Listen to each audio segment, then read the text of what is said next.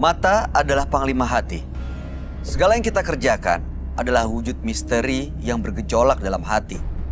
Baik, buruk, kejam, pilu, sampai kisah ironis, semua akan kita kuak di sini, menembus mata batin. Di program ini kami akan mengundang orang-orang yang pernah ataupun masih melakukan tindakan di luar batas kewajaran. Dan malam hari ini, bintang tamu yang sudah ada di samping saya adalah Gracia Marsilia. Apa kabar Gracia? Baik sekali. Terima kasih sudah hadir menembus mata batin. Kamu sejauh ini pernah punya pengalaman mistis kan? Ada sih. Baru kayak 2 minggu yang lalu deh. Gimana kejadian? Jadi kayak aku tidur ya. Aku tidur, terus itu aku udah tidur, terus aku bener-bener di kamar aku kan gelap banget tuh. Aku tidur tuh nggak bisa terang kan. Aku selalu tidur gelap. Terus tapi aku rasa itu bukan mimpi ya, karena pas aku buka mata tuh itu aku masih ada di kamar aku, bener-bener masih ada di situ gitu. Terus tapi pas aku lihat, aku buka mata gini, buka mata dikit, kita buka mata dong. Kalau ada apa terus aku lihat kayak bener-bener di depan aku ya, jarak mungkin 1 meter lah ya. Itu kayak ada sosok cowok tinggi pakai kemeja, tapi dia madep belakang. Terus kayaknya sih kalau aku itu madep belakang, kayak sih oke sih orangnya. Oke. Cuman ya, dari bajunya, dari bajunya tuh, iya. gitu. Okay. Jadi nggak ada kayak serem-serem gitu, nggak. Jadi dia pakai kemeja, terus sangat tinggi sekali. Terus aku lihat, aduh, ini apa ya? Aku kaget dong ya kan. Terus, tapi aku merem lagi, tapi kok masih ada lagi. Dia tuh kayak ada interaksi kayak gini-gini gitu. Terus pas aku merem lagi, aku kayak kok kayak susah bangun gitu, kayak istilahnya kayak lep-lepan ya. Terus pas itu aku langsung teriak, baru aku bisa teriak, bener-bener aku teriak gitu. Pas aku gini lagi, pas aku gini udah nggak ada. Aku nggak tahu itu apa. Tapi dia diam aja di situ. Dia berdiri tapi dia sambil begini. Dan itu madep belakang. Dari belakang. Dari belakang. Iya. Yakin bukan itu depannya sebenarnya? Bukan. Karena aku lihat karena aku di rambut itu dari rambut kayak laki-laki kayak model kayak gitu loh. Iya. Tapi setelah itu kamu bisa bangun, teriak, bisa dan bangun, akhirnya dan pas aku pejamin mata, aku sedikit susah teriak. Tapi aku ketahan paksain, gitu ya? Iya, rada ketahan. Pas aku teriak, bener-bener teriak, baru orang itu hilang. Dan setelah itu tapi nggak ada kejadian yang aneh-aneh kan? Ada sedikit sih. Ada lagi? Ya mungkin kayak dalam pekerjaan lah ya. Ya pekerjaan kayak dalam 1 minggu itu kayak aku biasa 1 minggu full callingan syuting ya. Ini tiba-tiba Nggak ada. beda aja gitu? Beda sekali. Aduh, mudah-mudahan sih itu bukan kiriman orang yang akhirnya membawa kesialan ya. Tapi mudah-mudahan apapun itu udah selesai kan ya sekarang ya? Iya, sekarang udah selesai sih. Udah baik-baik aja ya kamu ya? Oke, baik. Gracia, kita akan segera ketemu dengan partisipan kita yang pertama ya. Berikut ini adalah seorang wanita yang mengaku hidupnya selalu sial setelah menyimpan jimat. Malam hari ini kami akan panggil dia dengan nama samaran. Kami persilahkan Bella.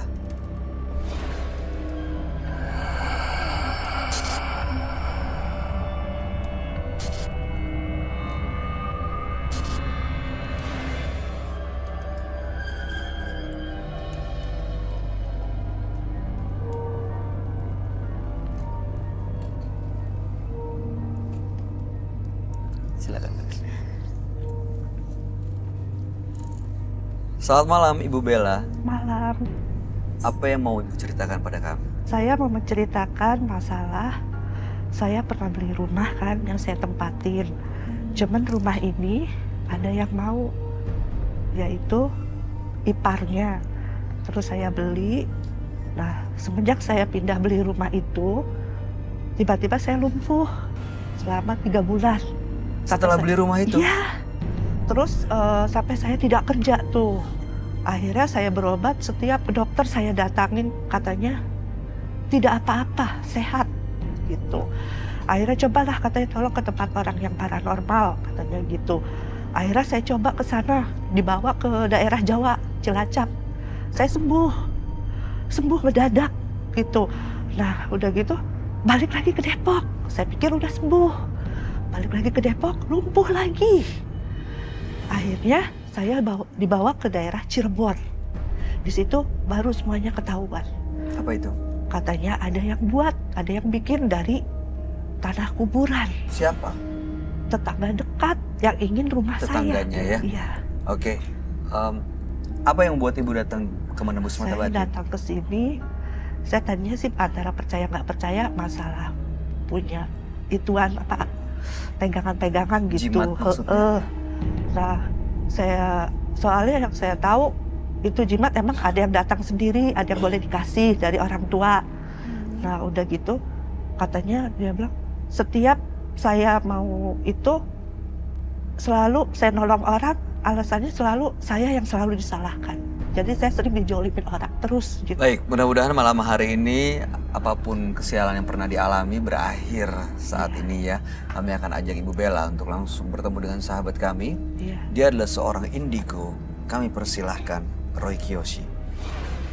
Sebelumnya, tim Mata Batin sudah memberikan tanggal lahir dan nomor rumah partisipan kepada Roy Kiyoshi. Dengan mata batinnya, Roy akan membaca berdasarkan angka yang kami berikan. Bella, terlahir tanggal 18 Agustus 1977 dengan mendiami nomor rumah 12. Sosok Bella memiliki karakter yang kuat dan tidak mudah menyerah. Saya merasakan adanya kerjasama di dunia gaib di kehidupannya. Kehidupannya juga dikelilingi oleh makhluk gaib yang banyak mengikutinya. Saya melihat dampak yang sangat buruk dari sosok gaib tersebut.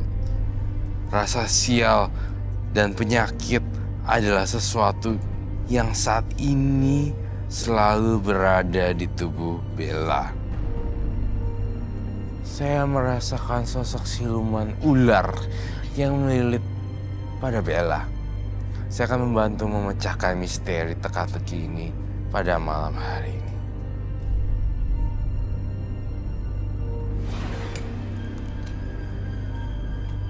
Selamat malam. Selamat malam, Roy. Malam. Silakan duduk semuanya. Terima kasih. Silakan.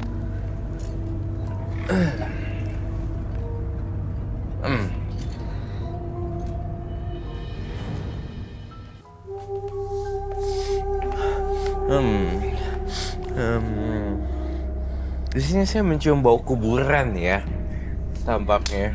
Bau tanah kuburan, Roy. Bau tanah kuburan, ya. Sepertinya erat lekat dengan Ibu Bella. Saya minta air dalam wadah. Dan Bella, Ibu Bella dengan tanggal lahir 18 bulan 8 1977 dan nomor rumah 12. Saya ingin menetralisir dulu hawa ini, hawa yang gak biasa saya cium. Kamu begitu masuk langsung dinetralisir. Ini belum pernah kamu lakukan sebelumnya. Kenapa, Roy? Karena saya mencium sangat pekat sekali. Ini ada amisnya, ada tanahnya, ada bunganya bercampur dengan bau jenazah. Oh my god. Maaf ya, saya agak jadi batuk nih. Terima kasih ya. Taruh di situ aja. Bella 18:8.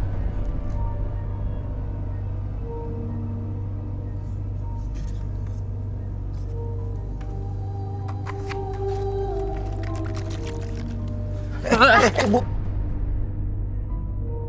Bu. Ya. Untung gak kenapa lo. Bu, Bu. Bu. Ibu bisa dengar kami? Bu? Ibu?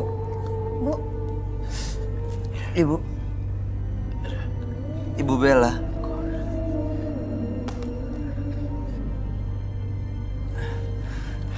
Udah sadar, Bu? Ibu bisa dengar saya? Udah. Ibu bangun ya.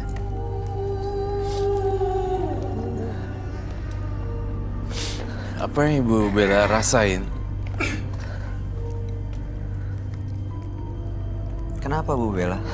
Tiba-tiba hilang gitu? Iya. Tiba-tiba hilang begitu aja. belum sempat bercerita ya seperti apa, lalu kemudian tiba-tiba malah pingsan ya Ibu Bella.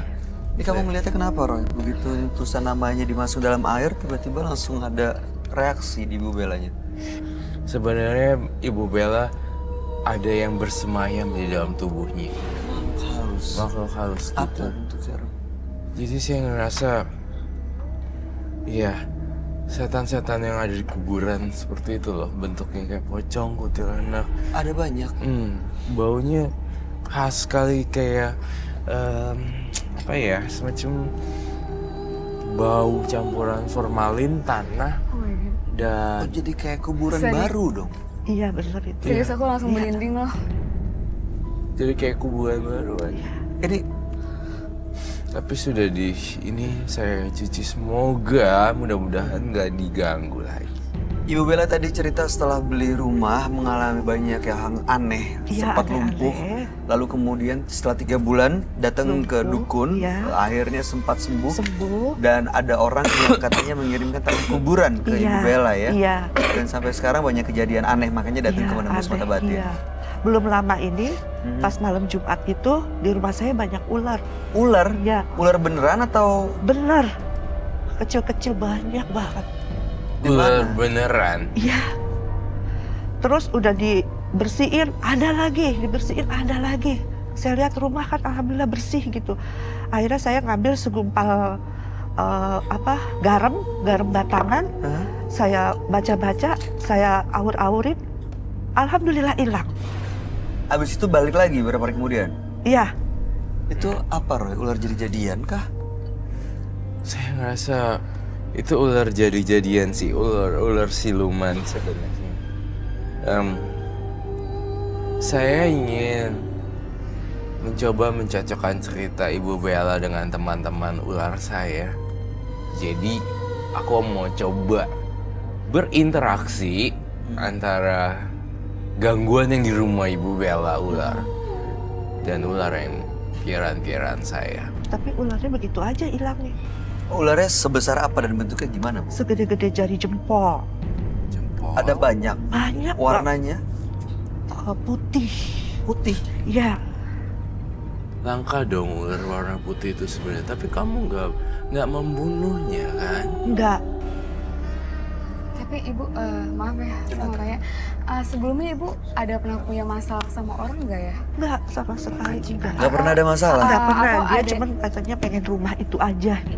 Itu katanya tetangga dekat yang ngirim itu. Kenapa Ya, itu yang alasannya? pengen punya rumah, itu yang pengen punya menginginkan Dia rumah pengen saya. beli sebenarnya. Iya, Dia karena pengen udah punya dibeli rumah sama itu. saya duluan. Oh, Dia pengen. dia jadi ada tetangga dekatnya yang pengen beli rumah yang ditempatin Ibu Bella, tapi Ibu Bella duluan beli dan Iya. menempati Dan mempertahankan. dan mempertahankan, nggak ngelepas rumah Ya. itu. Jadi seolah-olah diteror supaya pergi dari rumah itu. Bukan diteror supaya pergi, malah pengen dibikin perlahan-lahan. Iya.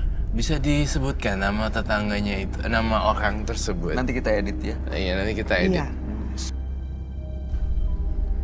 Saya ingin berkomunikasi dulu nih, sebenarnya gangguan apa saja sih yang ular-ular tersebut, apakah kiriman dari atau bukan? Saya juga kurang tahu Kak Roy. Apa itu kiriman dari dia atau hal lain lagi. Biar kalau gitu kita kasih kesempatan Roy Iya. untuk bicara dan mencari jawabannya ya, Bu ya. Saya butuh dupa juga di sini. Dupa. Hiu ya. Iya, hiu. Hiu. Baik, coba kamu pegangin deh.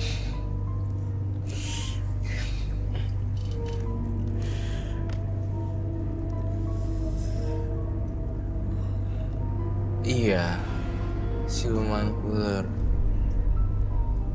yang didapat dari, kata teman-teman ular saya bilang betul, itu ular kiriman.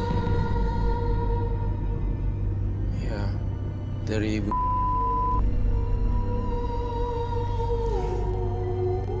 Sebenarnya ular tersebut dikirim untuk mematuk Ibu Bella, menggigit gitu. Tapi entah kenapa Ibu Bella yang tetap masih aja selamat.